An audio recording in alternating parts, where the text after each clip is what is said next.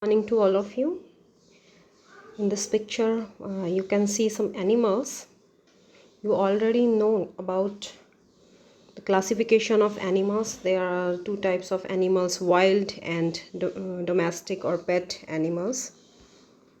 This is here a contrast between animal and human beings. Now these are two questions. What are some similarities of humans and animals? And what are some differences between humans and animals? You pause the video and think about these two questions. Dear students, today's our topic is animals. This is a poem from your book First Flight. Yes, the poet of this poem is Walt Whitman. Walt Whitman is a major figure in early American poetry. Means he was an American poet. He broke the tradition of rhymed and metrical poetry. Means he didn't write in a rhymed way. Means he wrote in blank verse. Means there is no rhyming scheme in his poems. He was famous for writing a revolutionary new kind of poetry which was in free verse. Free verse means there is no rhyming scheme. The poem Animals is from his work Song of Myself. This is collection of poems in leaves of grass. This is glossary of this poem. First is placid. Placid means calm and peaceful. Contained means keep up control. Sweat, here sweat means complaint. Sweat actually is a liquid discharged from our body, but here it means complaint, to complaint.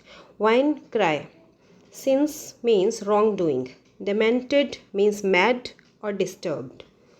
Kneels means bow down. Evince here means show or reveal something. Possession means ownership of something. Token, here token means the qualities. Negligently means carelessly. So these are some important words from this poem. Yes, first of all I'm telling you about the introduction of this poem. In this poem, the poet Walt Whitman has shown the comparison between human beings and animals.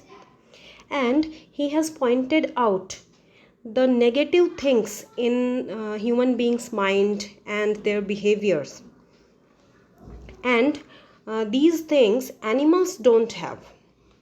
That is why our poet thinks that animals are much better than human beings. This all is described in this poem. These are first lines of the poem. I think I could turn and live with animals.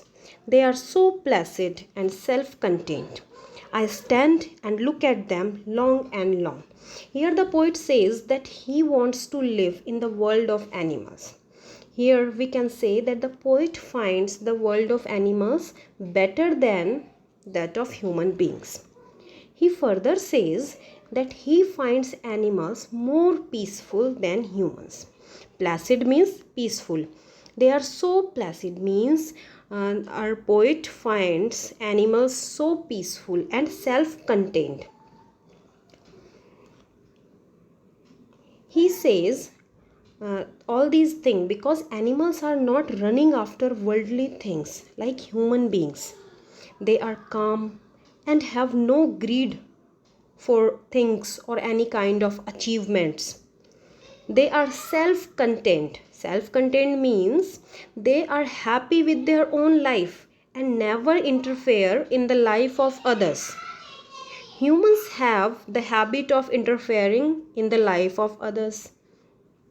So poet thinks that animals are better than humans for being calm and not interfering in the matters of others. The poet wants to become an animal, and he says that these are the reasons why he stands still waiting, why he stands still and looks at the animals for a very long time.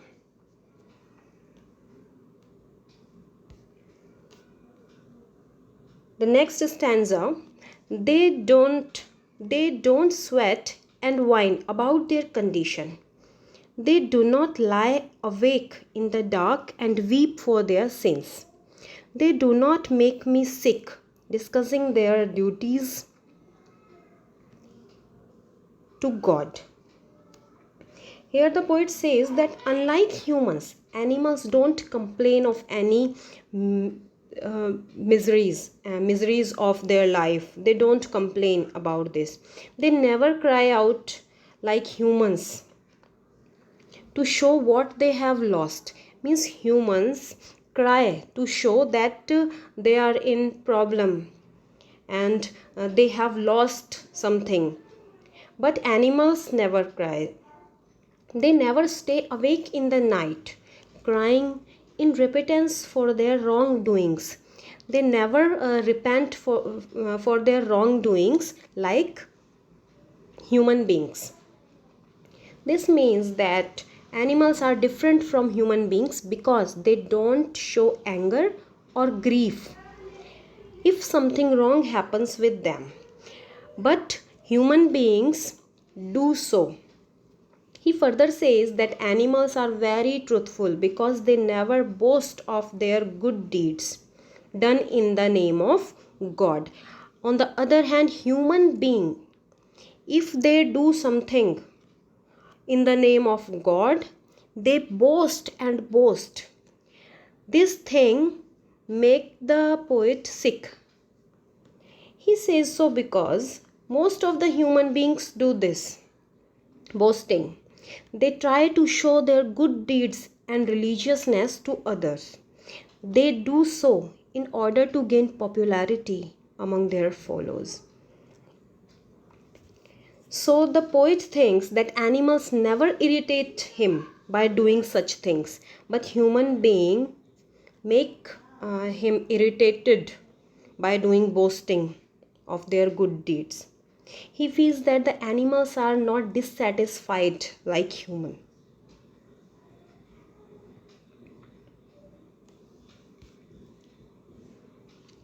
Next is, not one is dissatisfied, not one is demented with the mania of owing things, not one kneels to another, nor to his kind and lived thousands of years ago. Not one is respectable or unhappy over the whole earth.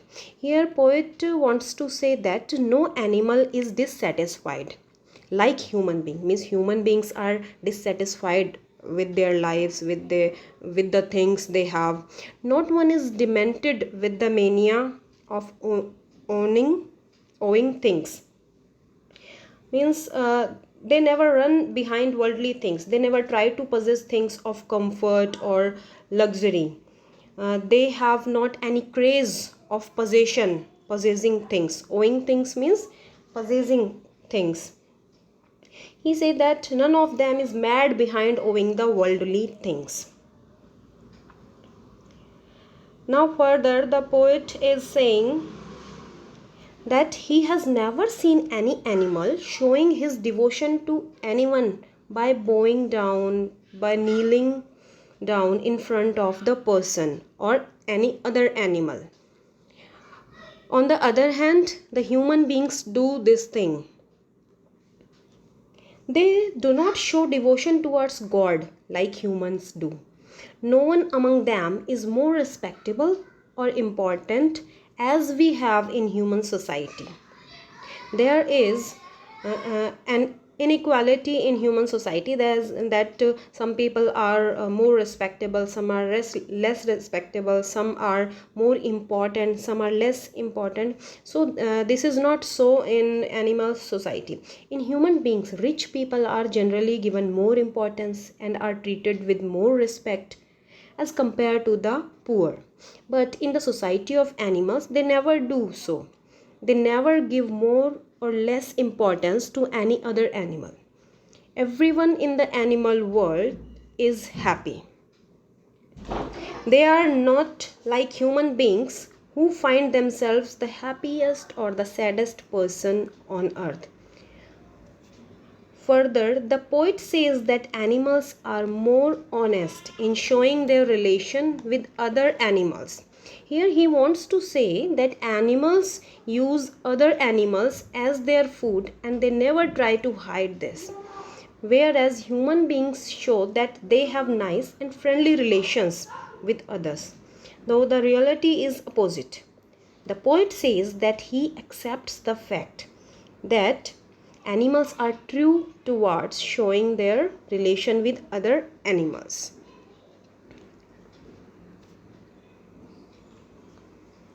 So they show their relations to me and I accept them. I have already told that the poet accepts them, that they show their relation to the poet.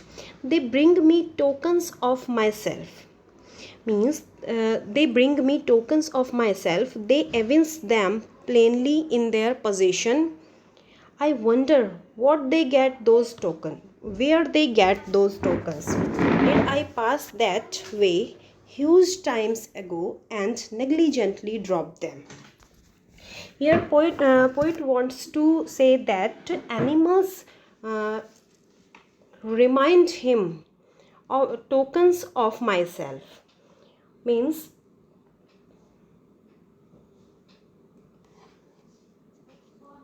poet says that animals remind him of the quality of human beings. They evince them plainly in their possession, but now these qualities of the qualities of animals.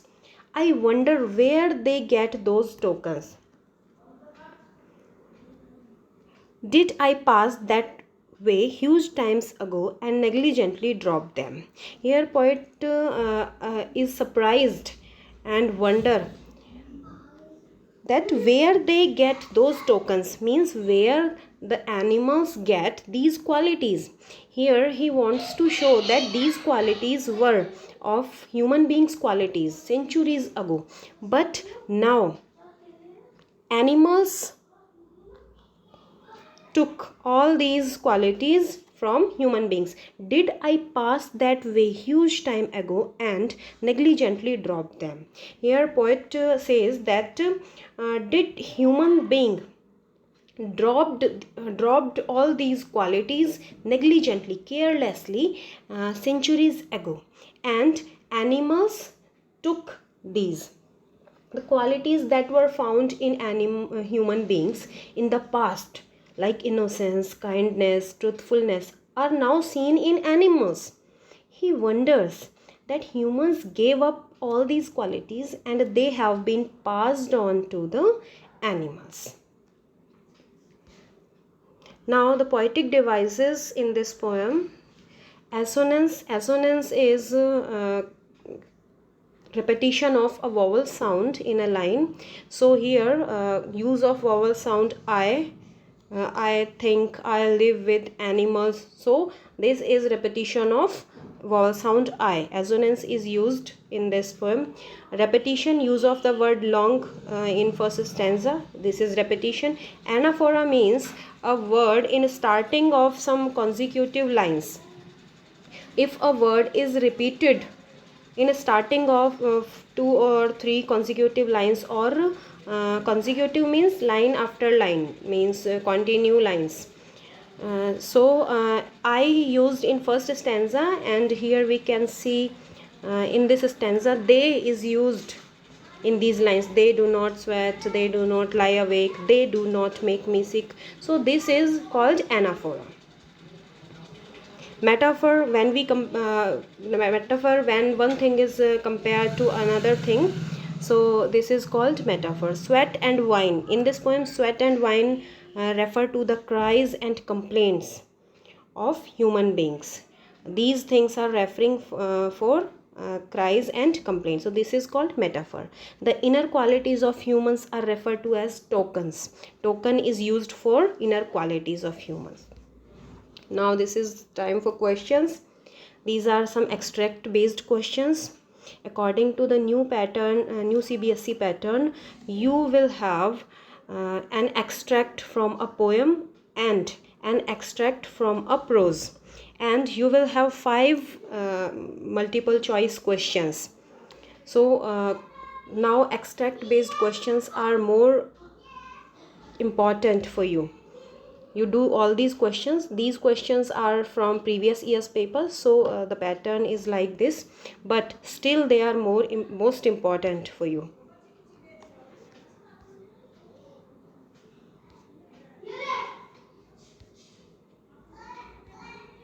These are short answer type questions. Now short answer type questions are also more important for you, because 2 or 3 questions will be there of 20 to 30 words, and 2 or 3 questions will be there of 40 to 50 words. So short answer type questions, you have to pay attention towards these type of question. Explain the satisfaction that animals have and humans don't. You know this question: why do animals not weep for their sins? Differentiate between humans and animals in terms of desire. What does the poet mean by not one is respectable or unhappy over the whole earth? So you try to attempt all these questions. If you have some problem, write me in comments. These are some thoughts. It is not complaining, but accepting a situation, the key to happiness in life. Elaborate in context of the poem Animals. You have to write this answer in your own words according to the understanding of this poem. Question number 2: what according to you should be the virtues that humans should possess? Means what virtues in your ways, what virtues should animals should humans possess, humans have? Okay, as I hope now this poem is so very much clear to you, and if you have any problem in any question, you write me in comment. Okay, thank you and have a nice learning.